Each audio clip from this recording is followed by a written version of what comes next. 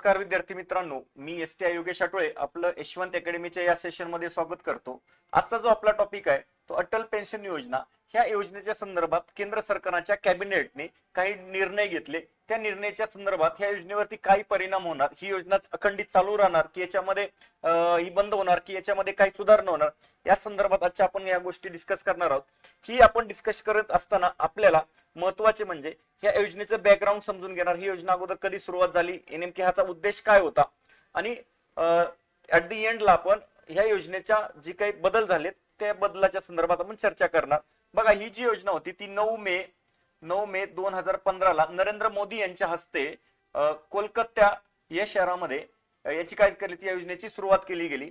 तर ही योजनेची actual इम्प्लिमेंटेशनची date आहे ती 1 जून 2015 ही या योजनेची डेट आहे। आपल्याला ह्या तारखा फक्त किमान तुम्हाला 2015 ला ही योजना सुरुवात झाली ह्या माहिती असणं अपेक्षित आहे। त्याचबरोबर ह्या योजनेची कुणाची जागा घेतली, याच्या अगोदर आपले केंद्र सरकार स्वावलंबन नावाची योजना चालवत होतं। स्वावलंबन योजना, ह्या योजनेऐवजी कोणती सुरुवात केली तर अटल पेन्शन योजना सुरुवात करण्यात आली। ही योजना केंद्रीय वित्त मंत्रालय, हे आपल्याला महत्वाचं आहे, केंद्रीय वित्त मंत्रालय राबवतं। तर हिची नियामक संस्था म्हणजे हिचं डे टू डे इम्प्लिमेंटेशन कोणाकडे आहे, प्रेपडा, pension fund regulatory and development authority ह्या संस्थेकडे काय याचं नियमन आहे किंवा ही योजना राबवण्याचं काम करतं तर प्रेपडा करतं। तर हे तुम्हाला बेसिक माहिती आहे। आता पुढे बघा की याचा उद्देश काय आहे, नेमका याचा उद्देश काय आहे योजनेचा, नीट समजून घ्या योजनेचा। तर सर्वात महत्वाचं, ही एक सामाजिक सुरक्षा प्रोव्हाइड करते कुणाला, असंघटित क्षेत्रामध्ये काम करणाऱ्या कामगारांसाठी, लोकांसाठी। ओके, तर ही योजनेचा प्रकार काय आहे, तर ही पूर्ण सेंट्रल सेक्टर स्कीम आहे, म्हणजे ही कुणाची, केंद्र सरकारची स्कीम आहे। आणि या योजनेमध्ये काय केलं तर एक वयाच्या 60 नंतर तुम्हाला फिक्स एक पेन्शन देते का योजना, काय तर फिक्स पेन्शन मिळवून देण्याची ही योजना काम करते।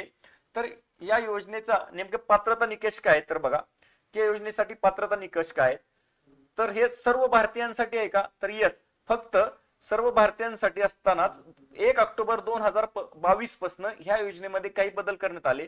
तर जी व्यक्ती इन्कम टॅक्स रिटर्न्स भरते, आयकर टॅक्स इन्कम टॅक्स रिटर्न भरते, त्यांना या योजनेपासून काय तर वंचित ठेवण्यात आलं। हा सर्व भारतीयांसाठी आहे, पण याच्यासाठीच काय अट काय, तर जे इन्कम टॅक्स भरतात त्यांना ही योजना लागू राहणार नाही। हिच्यामधली जी वयोमर्यादा आहे ती 18 ते 40 वयोगटातली, 18 ते 40 ह्याच वयोगटातील लोकांना, कामगारांना ह्या योजनेमध्ये सहभागी होता येईल, लक्षात राहू द्या। ह्या IMP पॉइंट आहे आपल्या आयोगाच्या दृष्टीने, हा प्रश्न आपल्याला विचारू शकतात।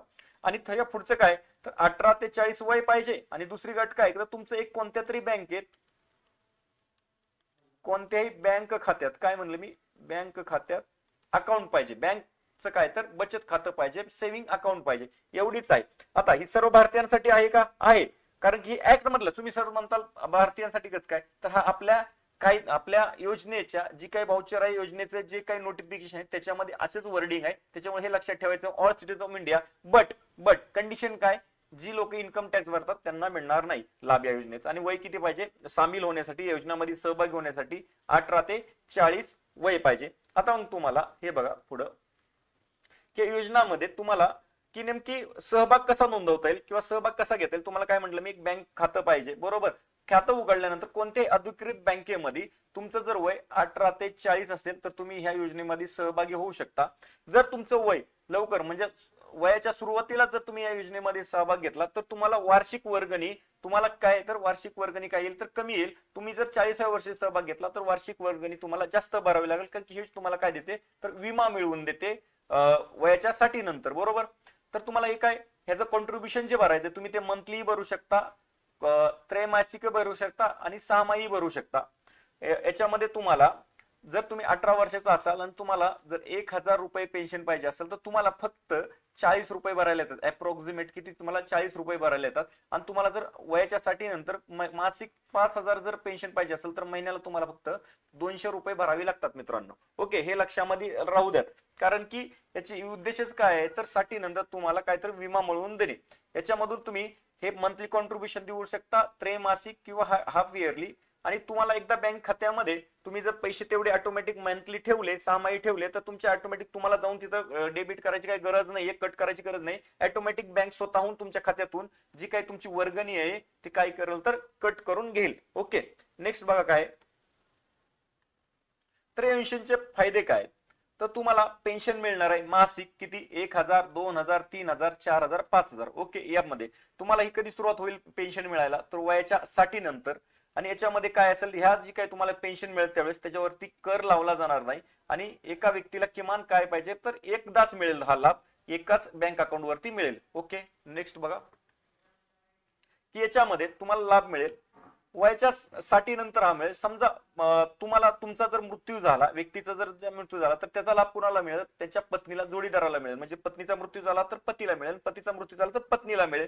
समजा ह्या दोघांचा जर मृत्यू झाला तर तुम्ही ज्याला नॉमिनेट केलंय ह्या दोघांच्या मृत्यूत, त्यानंतर काय होईल तर एकूण जे आतापर्यंत तुमचे विमा मिळणार नाही, पण जी काही पैसे जमा झाले होते तुमचे आतापर्यंत, तुम्ही वयाच्या 18 पासून 40 पर्यंत जे काही पैसे जमा केले, जो काही कॉर्पस जमा झालाय, जो काही फंड जमा झालाय, तो हा कोणाला त्याच्या वारसाला याचा लाभ मिळेल. ओके, नेक्स्ट बघा सर्वात महत्वाचं काय तर मग आता आपण आपल्या पॉइंटकडे येऊयात. ही मोदी सरकारने याच्यामध्ये कॅबिनेटमध्ये काय बदल केला तर ही योजनेला बंद होणार नाही तर ह्या योजनेचं काय केलं तर वाढवली. आणि योजना सांगितलं 2030-31 पर्यंत, म्हणजे एकूण 5 वर्षाची या योजनेला मुदत वाढ मिळाली. 2030-31 पर्यंत तुम्ही आता नवीन ज्यांना या योजनेमध्ये सहभागी व्हायचंय ते होऊ शकतात. आता सर म्हणतात 30-31 नंतर बंद नाही, ज्यांनी एकदा सहभाग घेतलाय त्यांना आता काय कॉन्ट्रीब्युशन करावंच लागेल, त्यांना वयाच्या 60 नंतर पेन्शन उपलब्ध होईल. पण आता ज्यांना कोणाला नवीन सहभागी व्हायचे ते होऊ शकतात, कारण की या योजनेची मंजुरी मिळाली चालू ठेवण्यासाठी ती 5 वर्षासाठी 2030-31 पर्यंत. ओके, सध्याला बघा या योजनेमध्ये सध्याला जानेवारी 2026 पर्यंत एकूण 8,66,00,000 म्हणजे 8.66 कोटी लोकांनी काय घेतलं तर याच्यामध्ये आपला सहभाग ह्या योजनेमध्ये नोंदवलेला आहे. ज्यांना कोणाला आता ह्या सहभागी नोंदवायचा आहे त्यांनी आपल्या नजीकच्या बँकेमध्ये जाऊन आपलं या योजनेमध्ये तुम्ही काय करू शकता तर सहभागी होऊ शकता. तुम्हाला त्यानंतर काय होईल तर वयाच्या 60 नंतर पेन्शन मिळू शकते. ओके, तर याच्यामध्ये बघा की मग आपण ह्या योजनेचा थोडक्यात सारांश घेऊया. तर ही योजना चालू राहणार आहे का तर यस, 2030-31 पर्यंत या योजनेला काय भेटला तर मुदत वाढ भेटलेली आहे. तुम्हाला या योजनेचा आपण थोडक्यात पाहूया. तुम्हाला पेन्शन मिळवण्यासाठी काय करावं लागेल तर व्यक्तीचं वय किती पाहिजे 18 ते 60, आणि तुम्हाला काय करायचं तर एक बँक खातं उघडायचंय. तुम्हाला उघडल्यानंतर तुम्ही मंथली, 6माही किंवा तिमाही अशा पद्धतीचं ऑटो डेबिट ठेवू शकता. तुम्हाला बँकेत जाऊन दर महिन्याला 6 महिन्याला डेबिट करायचं नाही, ऑटो डेबिट फक्त तुम्हाला बँक अकाउंट वरती ते काही तुमच्या ज्या वयानुसार तुम्हाला जो काही भरणा येईल तो तुम्हाला भरणा काय करायचा तर तेवढ्या अकाउंट वरती पैसे ठेवायचे. तुम्हाला वयाच्या 60 नंतर किती पेन्शन उपलब्ध होईल 1,000 ते 5,000च्या दरम्यान निश्चिंत पेन्शन होईल. जर तुमचा मृत्यू झाला तर जोडीदाराला पेन्शन मिळेल. तुम्ही जे नॉमिनी, जर जोडीदाराचा मृत्यू झाला तर नॉमिनीला काय होईल तर जेवढे आतापर्यंत तुम्ही कॉन्ट्रीब्युशन केलंय ते कॉन्ट्रीब्युशन काय मिळून जाईल. तर सर्वात महत्वाचं, ही योजना बंद होणार आहे का मित्रांनो तर बंद होणार नाही. मोदी सरकारच्या कॅबिनेटने हे योजनेला 2030-31 पर्यंत काय दिली तर वाढ दिली. हीच आता सध्याला जी काही कॅबिनेट मध्ये निर्णय झाला तर हा निर्णय होता. ओके, आता तुम्ही काय करू शकता, ज्यांनी या योजनेचा लाभ घ्यायचा त्यांनी नजीकच्या बँक खात्यात जावा आणि काय करा तर तुम्ही याच्यातून तुम्ही या योजनेमध्ये सहभागी होऊ शकता. ओके, आपण थांबूयात.